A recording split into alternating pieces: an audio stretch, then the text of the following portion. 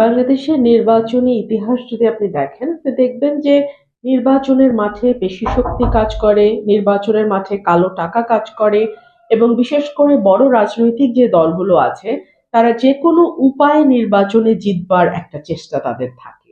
তো এই নির্বাচনে আমি যেহেতু স্বতন্ত্র প্রার্থী, ডেফিনেটলি আমার প্রতিপক্ষ হিসেবে যেই বড় দল আছে মাঠে, তারা আহ, নির্বাচনের আগে যে কোনো কিছুই করতে পারে। সে কারণেই বারবার সাবধান করা এবং আমার যে একটা গণজোয়ার আলহামদুলিল্লাহ আলহামদুলিল্লাহ তৈরি হয়েছে, সেটা অনেকেরই ভয়ের কারণ। তো সে কারণেই আমি আমার নেতাকর্মীদের বারবারই সাবধান করি যে হাঁসের কোনো অভাব কিন্তু আমার মাঠে নাই।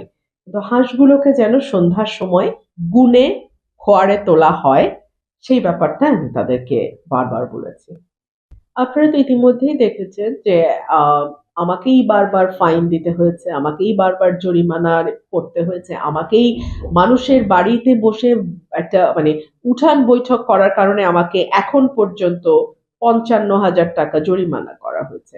আর বড় বড় স্টেজ করে বিএনপির সমর্থিত প্রার্থী মিটিং করেছে, ভোট চেয়েছে, যখন প্রাক নির্বাচনী মানে প্রচারণার আগে শুরু হওয়ার আগেই তারা নির্বাচনী প্রচারণা করেছে দোয়া মাহফিলের নামে।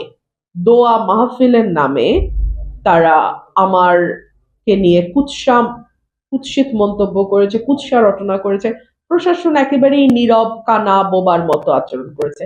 তো এরকম যদি চলতে থাকে এটা দুঃখজনক এবং এই বিষয়গুলো তো আমার মনে হয় প্রশাসনের আরো মানে শক্তভাবে নজর দেওয়া উচিত।